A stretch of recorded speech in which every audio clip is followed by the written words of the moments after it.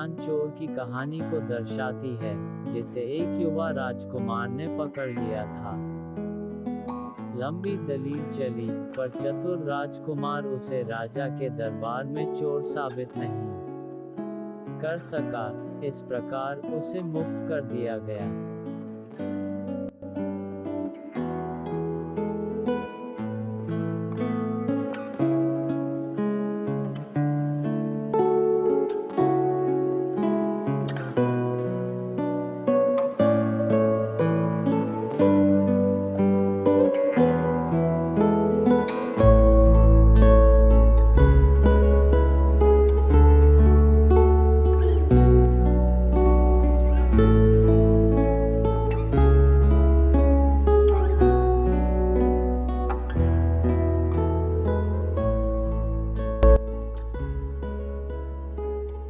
जैसे ही रात होती, बच्चे कहानियां सुनाने दबाव बनाते, और आज की कहानी हमें लगभग 2600 साल पुरानी राजा के नजदीक एक गांव की कहानी है।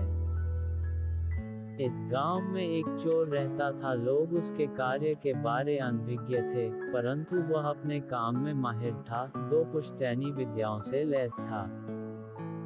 पहला, उसे अदृश्यता प्रदान करने के लिए आंखों में एक विशेष सुरमा कोहल पाउडर का उपयोग किया जाता है, और दूसरा, एक जादुई छड़ी जो किसी भी सुरक्षा बॉक्स को खोलने में सक्षम थी। इस कुशल चोर ने तेजी से विभिन्न सेठों की संपत्ति लूट ली, जिससे नगरवासियों में अशांति फैल गई। बहुत कोशिश के बावजूद शहर कोतवाल मायावी चोर को पकड़ने में असफल रहा, जिससे परेशान सेठों को राजा के पास जाना पड़ा। उन्होंने घोषणा की, हमारे धन की रक्षा करें, अन्यथा हम दूसरे राजा के शहर में बसना चाहेंगे। स्थिति की गंभीरता को महसूस करते हुए राजा ने कोतवाल को बुलाया, जिसने अनेक कारणों का खुलासा किया। गंभीरता को समझते हुए एक विशेष दल का गठन किया गया, जिसका नेतृत्व चतुर राजकुमार अभय ने किया। चोर की शक्तियों के बारे में जानने के बाद राजकुमार अभय ने चालाक चोर की गेम योजना को विफल करने के लिए एक मिशन शुरू किया। प्रिंस ने अज्ञात चोर को पकड़ने के लिए प्रतिभाशाली लोगों की एक टीम गठित की। ये चौकस लोग उस संदिग्ध व्यक्ति की तलाश करने के लिए सतर्क थे, जिसके पास आजीविका के लिए करने के लिए कोई विशेष कार्य नहीं था। चोर एक सेठ को लूटना चाहता था, और वह सेठ के बंगले में उसके सुरक्षा तिजोरी वाले स्थान पर पहुंच गया। टास्क फोर्स के सदस्यों में से एक को उसकी गतिविधि पर संदेह हुआ, और उसने तुरंत राजकुमार को सूचित किया। टास्क टीम ने सभी दिशाओं से घेराबंदी की। जल्द ही चोर को किसी अज्ञात कारणवश से उसे अपनी पकड़ का एहसास हुआ, और वह हड़बड़ी में मौके से भागा, और वह अपनी जादू की छड़ी उठाना भूल गया। अति आत्मविश्वास ने उसे झकझोर दिया।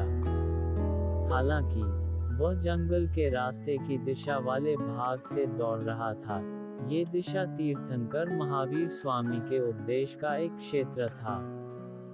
उस तरफ राजकुमार ने किसी भी सेना की व्यवस्था नहीं की, क्योंकि किसी भी गलत व्यक्ति के उस तरफ जाने की उम्मीद नहीं की जा सकती थी, ऐसी मान्यता थी, और इसलिए उसे पकड़ा नहीं जा सका। भागते समय चोर ने देखा कि यह रास्ता महावीर बाबा के क्षेत्र तक जाता है, लेकिन आगे बढ़ने के अलावा उसके पास कोई विकल्प नहीं था। उनके परिवार के पूर्वजों ने उनसे कहा था कि वह किसी भी समय उस तरफ न जाएं, क्योंकि उस बाबा की आवाज में जादू है। एक बार सुनने के बाद आपकी अंतरात्मा आपको बार बार सुनने के लिए प्रेरित करेगी, इसलिए उस आवाज से बचें। उनकी सलाह पर चोर ने किसी आवाज को सुनने से बचने हेतु अपने कानों में उंगलियां रखने की सोची।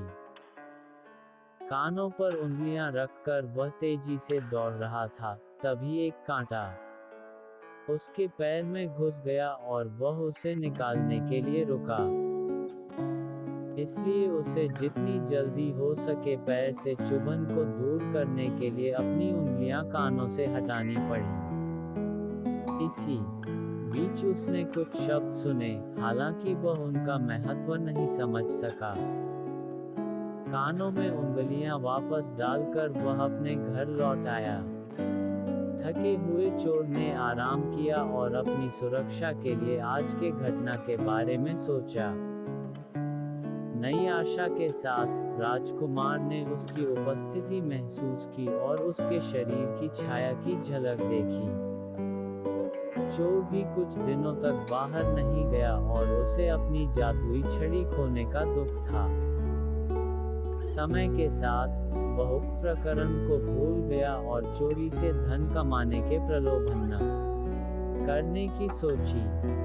उनके पास पहले से ही अच्छी खासी रकम निवेश की हुई थी।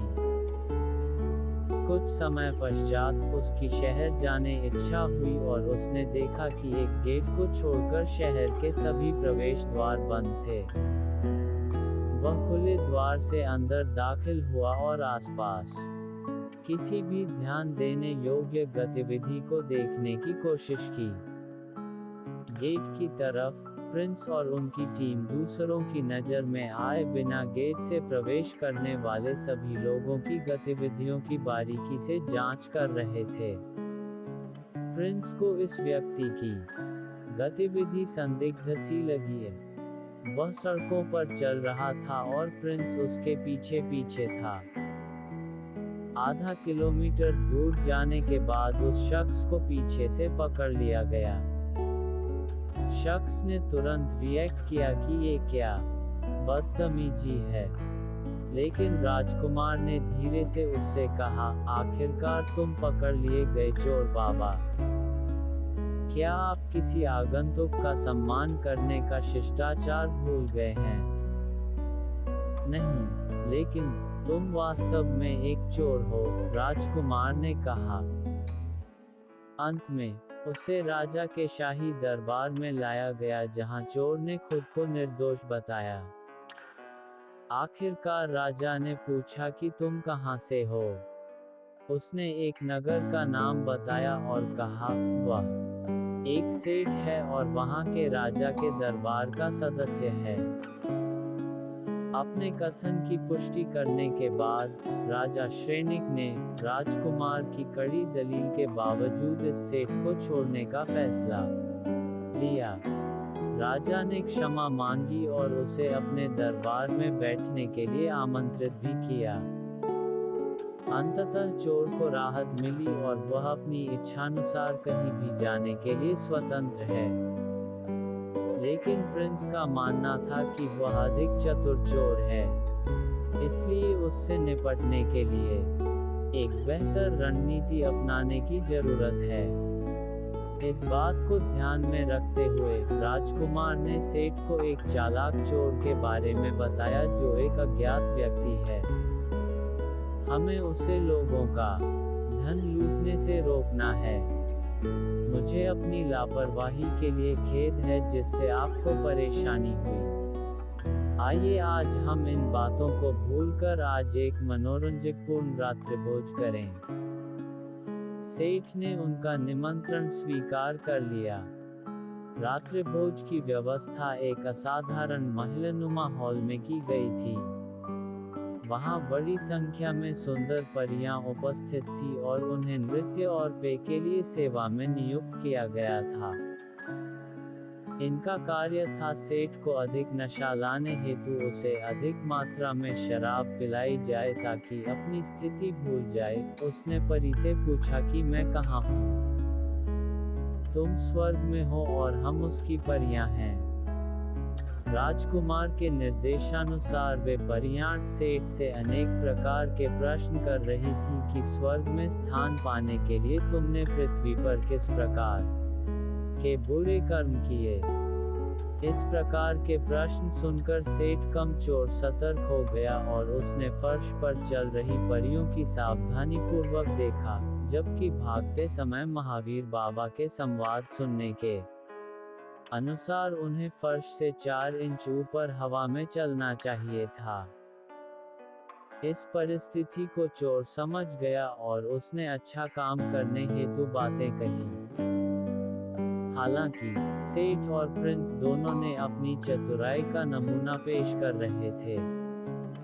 इस अभ्यास का कोई अनुकूल नतीजा नहीं निकला और सेठ को आखिरकार सुबह रिहा कर दिया गया। इस घटना के बाद सेठ ने सोचा कि मैं प्रतिभाशाली राजकुमार की पकड़ से आज बच गया हूं और इसका पूरा श्रेय महावीर बाबा के सुने हुए शब्दों को जाता है।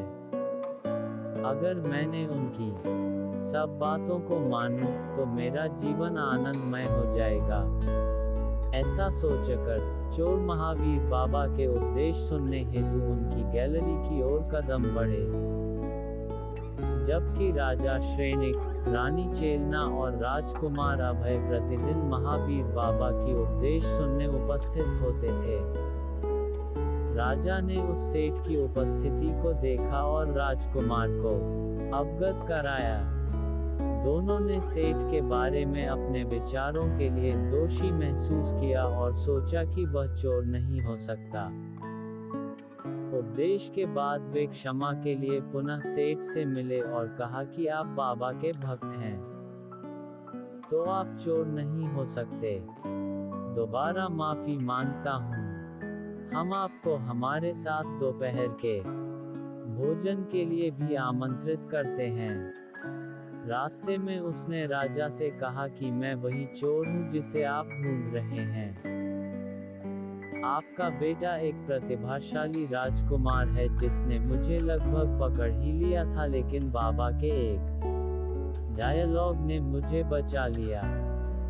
यदि मैं उनकी सारी शिक्षाएं सुनूं, तो मुझे सांसारिक दुखों से उबरने में मदद मिलेगी।